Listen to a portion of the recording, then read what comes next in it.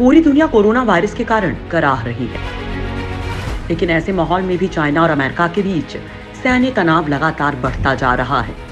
China corona महासंकट का फायदा उठाकर साउथ चाइना सी में अपनी गतिविधियां तेज कर रहा है, तो अमेरिका ने भी ताइवान के आसपास अपनी गश्त बढ़ा दी है। चाइना की नौसेना ने दावा किया है कि उसने साउथ चाइना सी में अमेरिका के एक जंगी जहाज को अपने इलाके से खदेड़ दिया है। हालांकि अमेरिका ने चीन के इस दावे का खंडन किया है।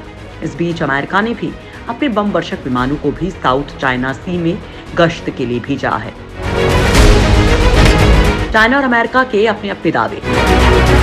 चाइना पीपल्स लिबरेशन आर्मी की सदर्न थिएटर कमांड के प्रवक्ता सीनियर कर्नल ली हुआमिन ने कहा कि चाइना ने अमेरिका के गाइडेड मिसाइल विध्वंसक यूएसएस बैरी की टोह लेने के लिए हवाई और समुद्री बलों को मोर्चे पर लगाया और उसे अपनी सीमा से बाहर खदेड़ दिया। उन्होंने दावा किया कि अमेरिकी जंगी जहाज दक्षिणी चीन सागर में उसके समुद्री क्षेत्र में था, लेकिन अमेरिकी नौसेना ने उनके इस दावे का खंडन किया है। हुआमिन ने कहा कि अमेरिका की इस उकसाने वाली हरकत से अंतर्राष्ट्रीय कानून की धज्जियां उड़ी हैं और चीन की संप्रभुता और सुरक्षा हितों का गंभीर उल्लंघन किया गया है। इससे हमारी सुरक्षा को खतरा बढ़ गया है, जिससे अप्रत्याशित परिणाम हो सकते हैं और इससे कोरोना के खिलाफ वैश्विक लड़ाई कमजोर होगी। अमेरिकी नौसेना ने इस दावे का खंडन किया। उसका कहना है कि टकराव की कोई बात नहीं है और ऐसी कोई रिपोर्ट नहीं है कि चाइना के किसी भी जहाज ने कोई अवांछित हरकत की है। चाइना बढ़ा रहा है सैन्य गतिविधि। दक्षिण चीन सागर और उसके आसपास के समुद्री इलाके में कई देश अपना दावा करते हैं। चाइना इस इलाके में लगातार अपनी सैन्य स्थिति मजबूत कर रहा है। वो फिलीपींस में मूंगे के बने द्वीपों के ऊपर कंक्रीट डाल रहा है और उन्हें रिसर्च स्टेशंस में बदल रहा है। असल में यह हथियारों के लिए लॉन्च प्लेटफॉर्म है, जहां से विमान और मिसाइल तैनात किए जाएंगे। दक्षिण चीन सागर एक व्यस्त समुद्री मार्ग है, जहां से पूरे साल लाखों करोड़ डॉलर का सामान, खासकर तेल, गुजरता है। इस क्षेत्र पर अपना दावा मजबूत करने के लिए चाइना वहां ज्यादा से ज्यादा जंगी और शोध जहाज भेज रहा है। चाइना ने दक्षिण चीन सागर में खनिज संसाधनों की थाह लेने के लिए अपना एक जहाज हयांग दिजी 8 को वहां भेजा है, लेकिन अमेरिका को उसकी यह हरकत नागवार गुजरी है। अमेरिकी विदेश मंत्रालय के प्रवक्ता मॉर्गन ऑर्टेजेस ने कहा, चाइना ऐसे समय में अपने अवैध सामुद्रिक दावों को आगे बढ़ा रहा है जब दुनिया कोरोना वायरस से जूझ रही है। ये ठीक नहीं है। चाइना पर भारत की पैनी नजर। चाइना की बढ़ती सैन्य शक्ति भारत के लिए किसी बड़े खतरे से कम नहीं है, लिहाजा भारत भी इस पूरे मामले पर नजर बनाए हुए है। वहीं दूसरी ओर इस वक्त व्यापारिक युद्ध भी अंदर ही अंदर शुरू हो चुका है। भारत कोरोना वायरस की वजह से उपजी चुनौतियों के बीच नए संभावनाओं को भी देख रहा है। चाइना भले ही कहे कि उसने कोरोना पर काबू पा लिया है, लेकिन उसके यहाँ कई विदेशी कंपनियों की यूनिटें बाहर आने के लिए तैयार बैठी हैं। उसकी वजह अमेरिका का उसको लेकर अविश्वास है और भारत सरकार की कोशिश इस बात की है कि ये यूनिट्स उसकी जमीन पर लगाई जाएं।